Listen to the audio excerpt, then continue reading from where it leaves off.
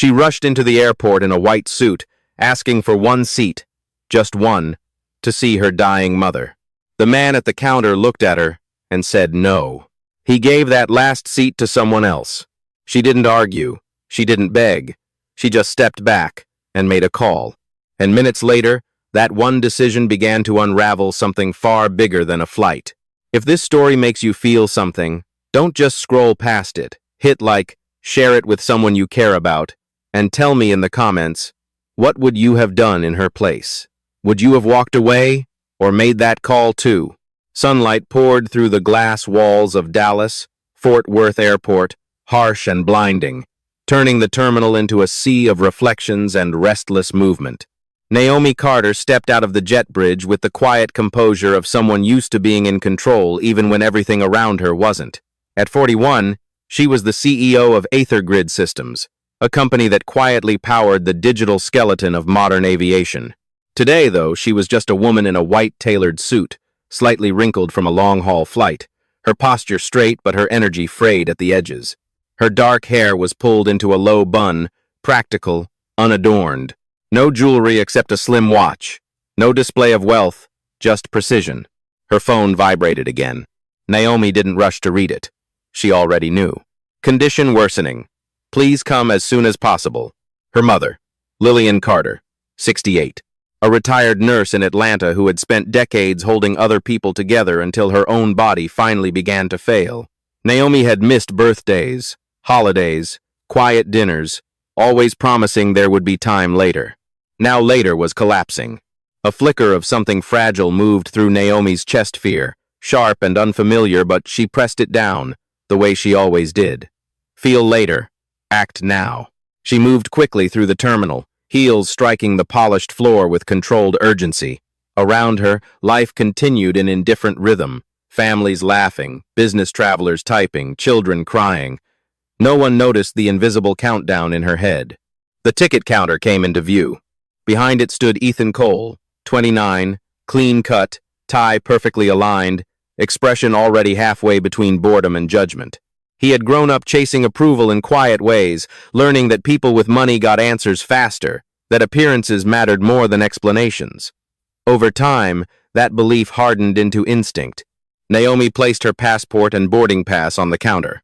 "I need to change to the earliest flight to Atlanta," she said. Calm, direct. Emergency. Ethan glanced up briefly. His eyes scanned not her face, but the signals he thought mattered. No luxury luggage, no visible status tags, just a tired woman in a slightly creased white suit. His fingers tapped lazily on the keyboard.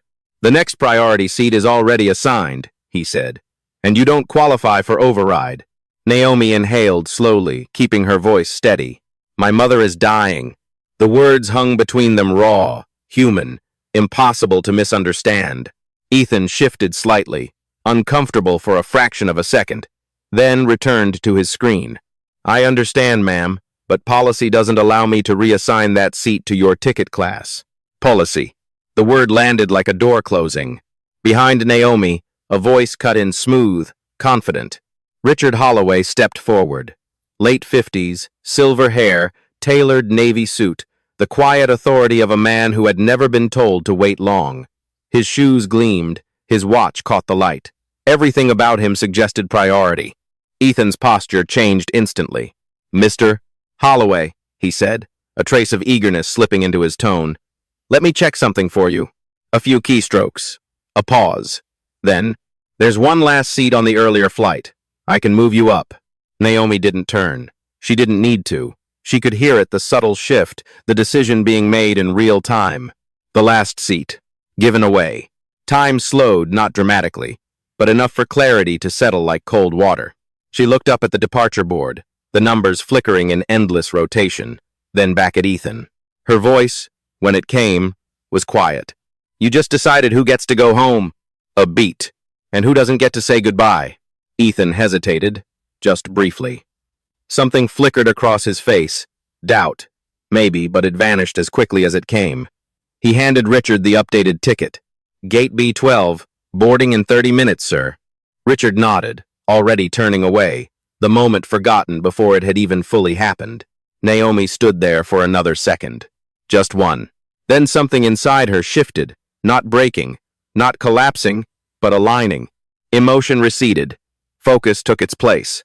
She stepped back from the counter, the noise of the airport rushing in again like a tide, announcements, footsteps, conversations layered over each other, life continuing, untouched.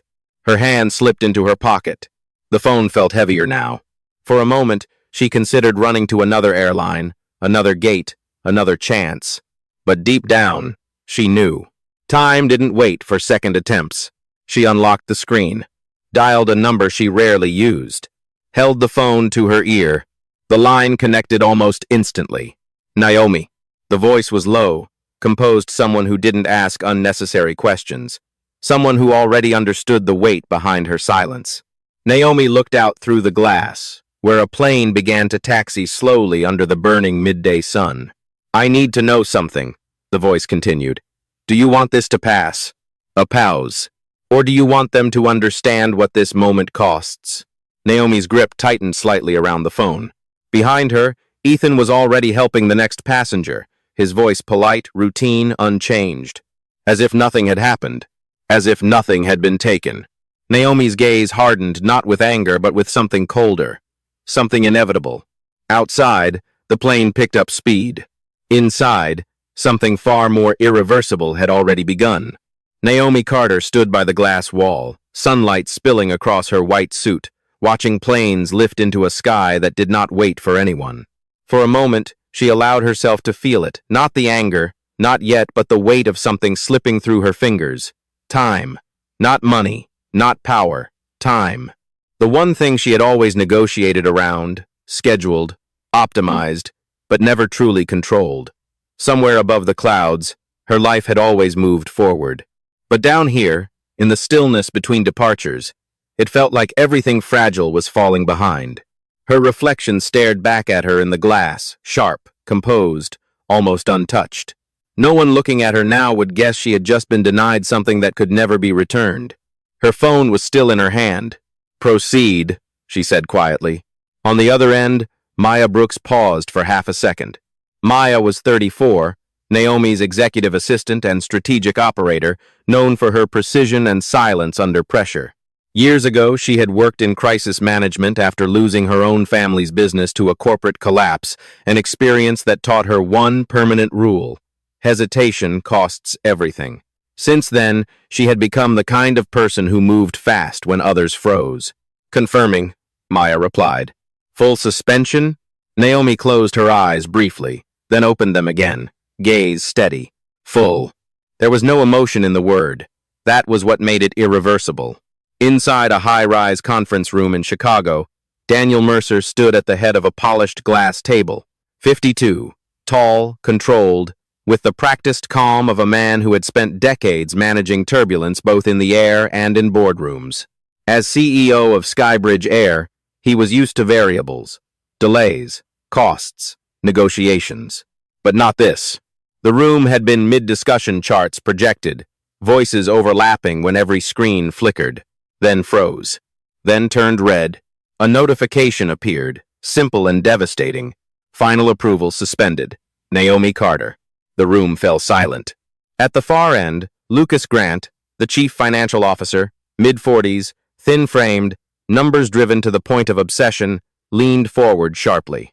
His career had been built on predicting risk before it appeared, but this wasn't on any model. What does that mean? Lucas asked, though he already knew.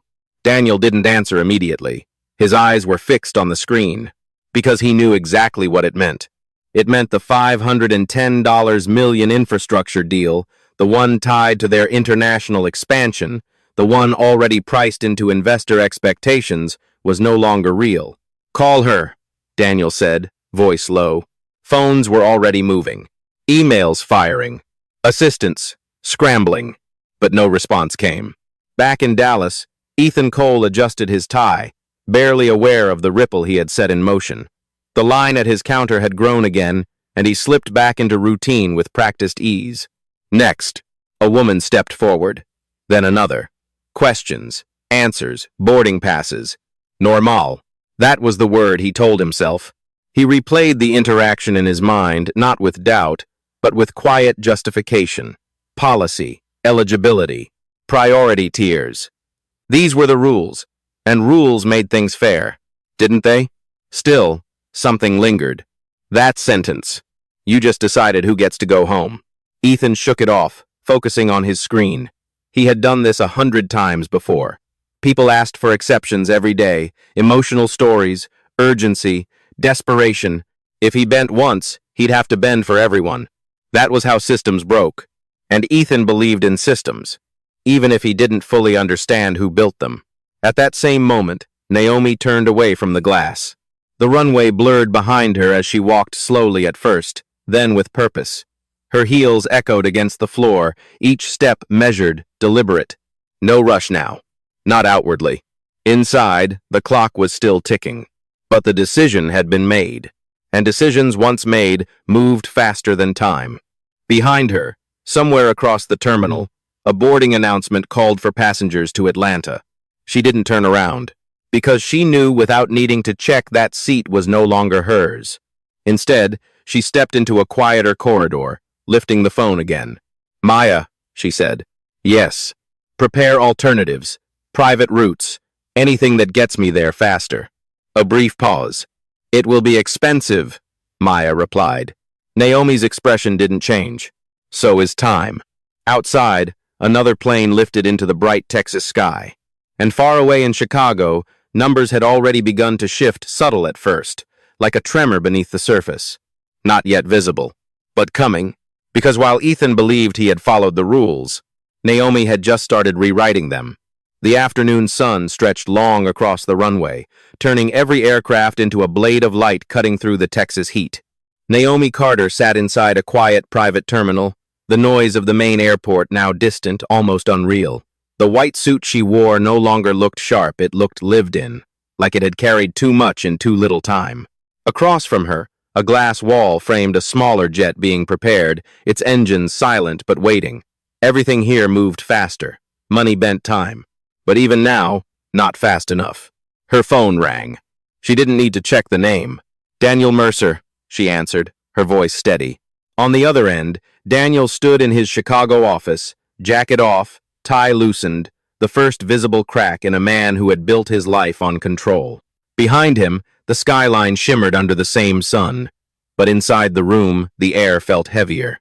"Naomi," he said, and for the first time there was no executive distance in his tone. "There's been a misunderstanding. Whatever happened at Dallas, we can fix it." Naomi's gaze remained on the aircraft outside. "A misunderstanding," she repeated softly. Daniel exhaled, running a hand through his hair. "I've reviewed the situation. That employee, he acted outside judgment. We'll correct it immediately. Just lift the suspension. We're hours away from closing." Naomi didn't respond right away. Silence stretched, not awkward, but deliberate. Then, "You built a system," she said, her voice calm as still water, "that knows how to rank passengers."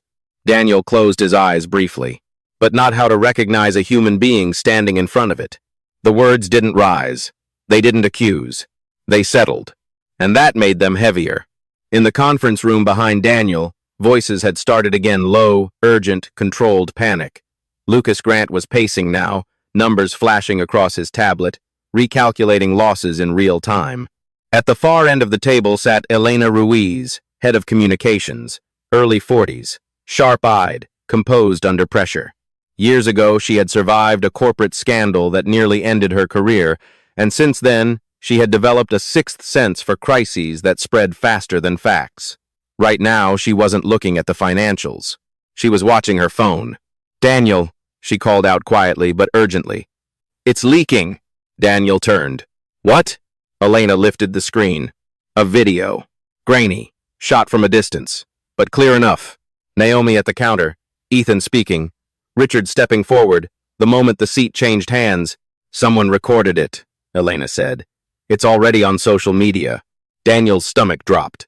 Back in Dallas, that same video had started its quiet climb through the internet, shared, reshared, captioned, judged. A woman in a white suit being denied, a man being favored. No context, no explanation, just perception. And perception moved faster than truth. Naomi stood as the jet door opened. A ground attendant nodded respectfully, stepping aside. No questions, no hesitation. Here, she was recognized without needing to prove it. Maya confirmed, came the voice through her earpiece. Contract suspension triggered secondary clauses. Investors are reacting. Naomi stepped toward the aircraft. How bad? A pause. Initial projections, Skybridge is down 2% in the last 15 minutes. Naomi didn't slow. And the deal? Unstable. That was enough. Behind her, Daniel's voice returned through the phone. Sharper now. Naomi, listen to me. This is escalating beyond control. We're talking about market impact, investor confidence. This isn't just about one incident anymore.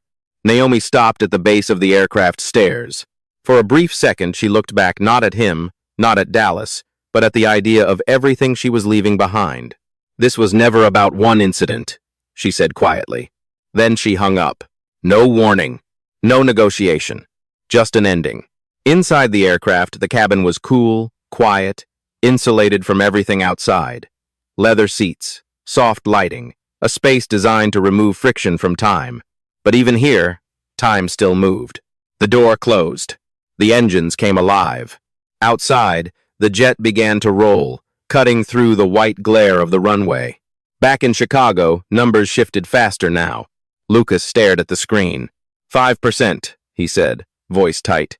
We're down 5. Elena was already drafting statements, but even she knew this wasn't something words could contain, because this wasn't a technical failure. It wasn't a market fluctuation. It was a story. And stories, once released, didn't follow corporate timelines. They followed emotion. They followed judgment. They followed truth, or at least what people believed it to be. The jet lifted, clean, fast, certain. And as Naomi Carter rose into the sky, leaving Dallas behind, something else began to fall. Not dramatically. Not all at once, but enough. Enough for the foundation to feel it. Because somewhere between a denied seat and a delayed goodbye, the sky had quietly stopped belonging to them. The sunlight in Atlanta had softened into a pale gold, stretching long shadows across the hospital windows like the day itself was running out of breath. Naomi Carter stepped out of the car before it fully stopped. The private jet had landed minutes ago, but time no longer moved. In minutes it moved in heartbeats. Her white suit, once sharp and commanding, now carried the quiet disorder of urgency. One sleeve slightly creased, one button undone. The armor had cracked, just enough to reveal the daughter beneath the executive. Inside, the hospital smelled of antiseptic and stillness. The kind of stillness that wasn't peaceful, just waiting. Naomi moved quickly down the corridor, heels striking against the floor in uneven rhythm. Nurses passed her. Machines hummed behind closed doors. No one stopped her. No one needed to. There was something in her face that said everything. At the end of the hall stood Dr. Samuel Reeves, late 50s, a cardiologist with tired eyes and a voice worn thin from delivering too many endings. Years ago, he had lost his own father while on duty, forced to choose between staying in surgery or saying goodbye. He had chosen surgery. He never stopped carrying that choice. Miss Carter, he said gently, stepping forward. She's still conscious, but not for long. Naomi didn't answer. She only nodded once. The door opened.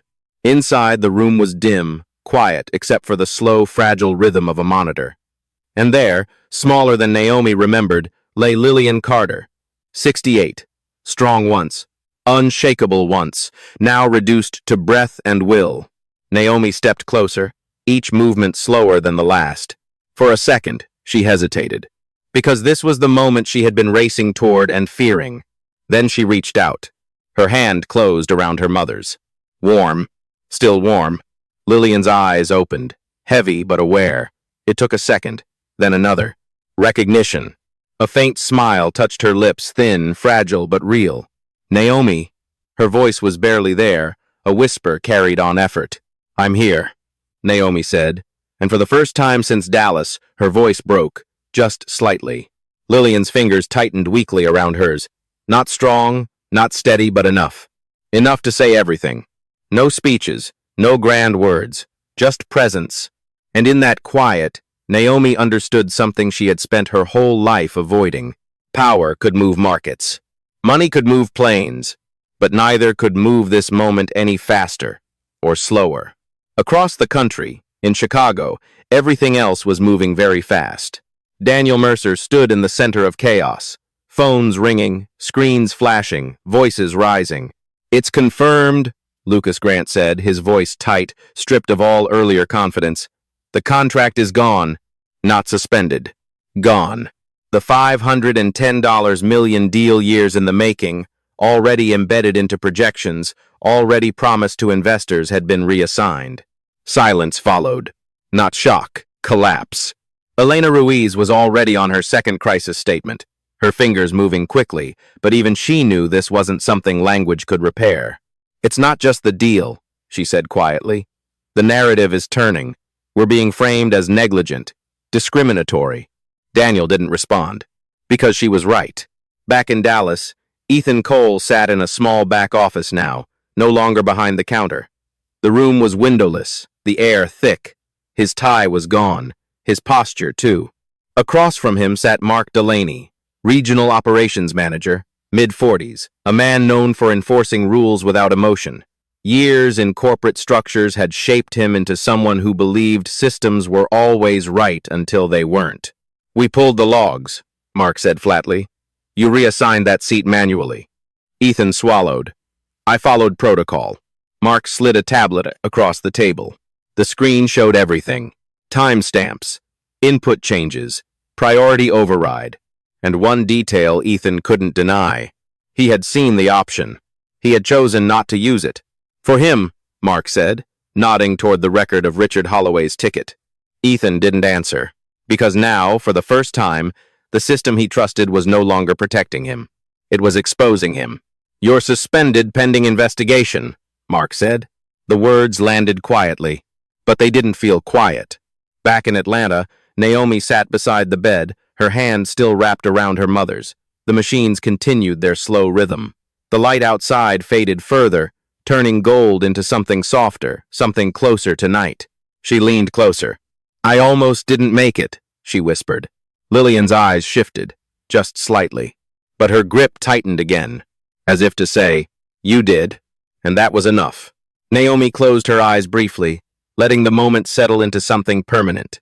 Outside, the world was still calculating losses, assigning blame, rewriting strategies, but inside that room, nothing was being negotiated anymore, because some things, once almost lost, could never be measured in numbers again. And Naomi Carter had arrived just in time to hold on to one of them. Morning light filtered softly through the hospital window, no longer harsh like Dallas, no longer urgent like yesterday, just quiet, patient, and impossibly gentle. Naomi Carter stood by the window, her reflection faint against the glass. The white suit she had worn across cities and decisions was now creased, softened, almost human. It no longer looked like power. It looked like survival. Behind her, the room was still. Machines hummed with low, steady rhythms. Lillian Carter slept, her breathing shallow but present.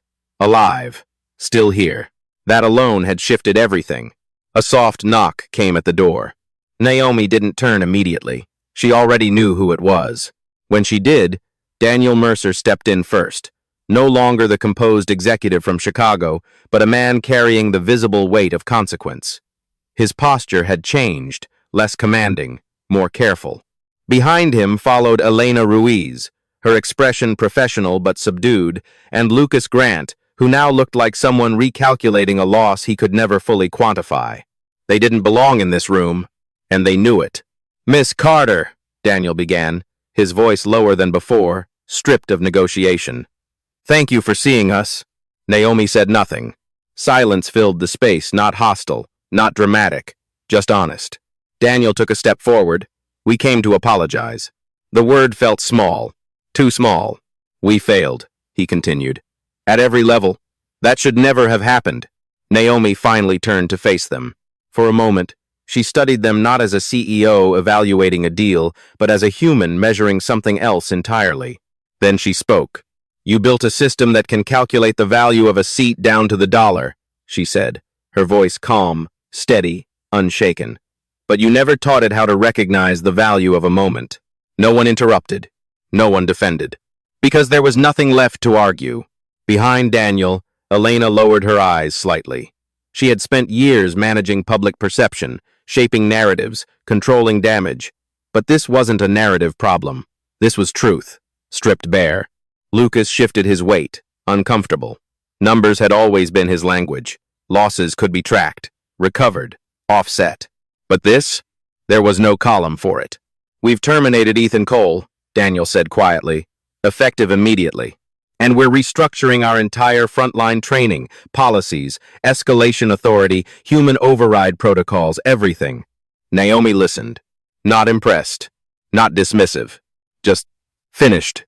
"This isn't about one employee," she said. "It never was." Daniel nodded slowly. He understood now, too late, but clearly. "It's about what your system rewards," Naomi continued, "and what it ignores." The room fell still again. After a moment, Daniel inclined his head slightly, not as a gesture of authority, but of acknowledgement. "We understand," he said. And this time, it sounded like he meant it. There was nothing more to say. No contract to renegotiate. No deal to salvage. Just consequences, already in motion. They left quietly. No dramatic exit. No final plea. Just the sound of a door closing on something that could not be reopened. Naomi turned back toward the window. Outside, the world moved on. Cars passed. People walked. Somewhere above, unseen, planes crossed invisible lines in the sky, carrying strangers toward destinations that still mattered to them. She exhaled slowly, then walked back to the bedside. Lillian stirred slightly, her eyes fluttering open again, weak but aware. Naomi sat down beside her, taking her hand once more. "I'm here," she said softly. This time, there was no urgency in her voice. No countdown, just presence. Lillian's fingers curled faintly around hers, and in that quiet exchange, something settled, not fixed, not healed completely, but enough. Enough to hold on to. Naomi leaned back slightly, her gaze drifting toward the window again, where the morning light now rested gently across the floor, no longer burning, no longer demanding. For the first time in days, she wasn't thinking about flights, or contracts, or losses, because none of it mattered here. Not the $510 million, not the market, not the headlines. Only this, only now, somewhere far above, the sky continued its endless network of routes and decisions, guided by systems she had helped build. But even she knew. There were things those systems would never understand, and never should try to replace. Naomi closed her eyes briefly, then opened them again, steady, present. She had lost a deal. She had shaken a company. But she had not lost this moment. And in the quiet space between breath and light, a truth remained simple, unchangeable, and absolute. Some things once denied could never be bought back. In the quietest moment of this story, when the contracts were gone and the numbers no longer mattered, what remained was something far greater than power. There are times we believe we control everything: time, choices, even destiny. But sometimes, in a single moment, a door closes, and we realize not every journey is decided by us. Some paths are guided by God. Naomi almost lost her final moment with her mother. Yet somehow, through chaos, through loss, through the cold decisions of the world, she still made it in time. Not because of money, not because of power, but perhaps because of a miracle. A quiet miracle we often don't see until we're standing on the edge of losing everything. In our everyday lives, how many times have we been like Ethan, rushed, judgmental, distant, not realizing the person in front of us might be carrying a breaking world inside them? And how many times have we been Naomi, running against time, hoping for just one more chance, one more moment, one last goodbye? So if today you still have the chance to call someone you love, to say the words you've been holding back, to be present, even for a moment, don't wait until time is no longer on your side. If this story touched your heart, leave a comment and share your thoughts. I would truly love to hear your story. Share this video with someone you care about, because maybe they need this reminder today. And don't forget to subscribe so you won't miss the next story, each one carrying a lesson, a truth, or a quiet miracle. May God bless you, with more time, more chances, and most of all, never too late to say what matters. If you enjoyed this story, don't throw away. Drop a comment. tell us where you watching from and subscribe to Hidden Black Tail for more.